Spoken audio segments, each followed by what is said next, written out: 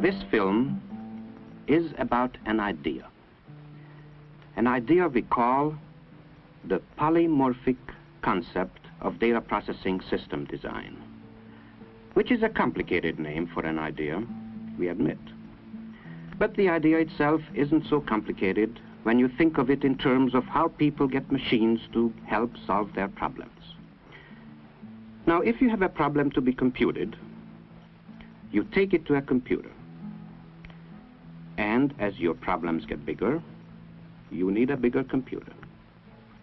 As more and more guys like you have problems to solve, they take turns on the computer, which isn't so bad if the computer is fast enough, which it can be if it is big enough and expensive enough.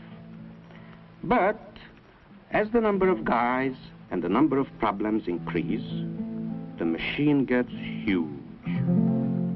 Isn't that a waste? Because while one guy is using the computer to solve an easy problem, which may only be taking 1/1000th of the computer, everyone else has to wait. Unless you spend still more money and buy a still bigger computer.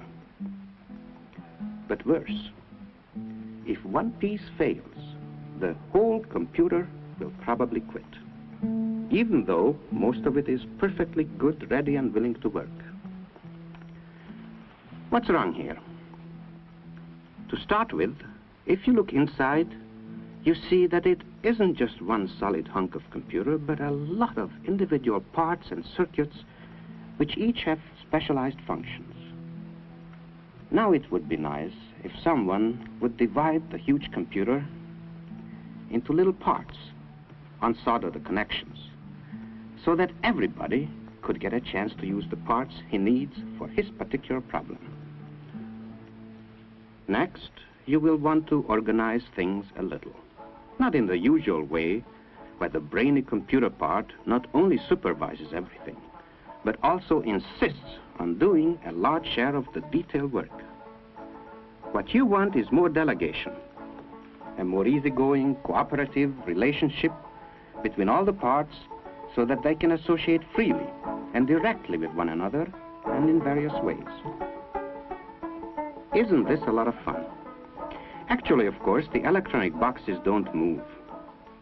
You just make a nice, flexible, automatic switchboard connection like the telephone company does. That way, the computer boxes, the real brains of the system, don't have to waste their time and talents acting like telephone operators, trying to handle every single message personally. They can stick to computing and let the other boxes do the detail work, such as remembering large number of facts or sending messages from one box to another or carrying out simple logical routines. And so, each computer box doesn't have to be so big now. This is distributed control, distributed memory, distributed arithmetics, distributed everything. And it makes sense, because now more than one guy can be using the system at the same time to solve a number of easy problems. And when those occasional crash problems come along, your system can reconnect itself in a matter of microseconds to get the big, urgent jobs done, as well as an ordinary, giant computer could do them. And if one box quits, it's no great catastrophe. The system just automatically switches the job to another box. If you find yourself getting the busy signal too often, you buy more of exactly the kind of boxes you need. That's like adding on new subscribers as they move in. Or you can add more displays so that more people can see what goes on. Suppose your problem calls for a lot of detailed work to do most of the time. Then you buy boxes to give you all the memory or messenger service or whatever else you need. On the other hand, if your problems are mostly heavy-duty brain work, you can load your system up with computer boxes.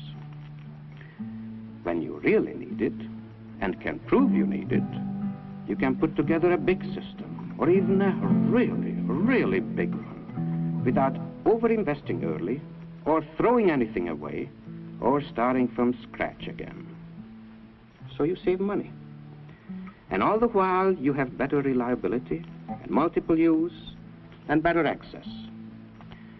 You can even switch together 2 complexes, or 3, or 4, like a nationwide telephone system. Or you can connect in one of those ordinary giant computers as a subscriber if you go for super systems.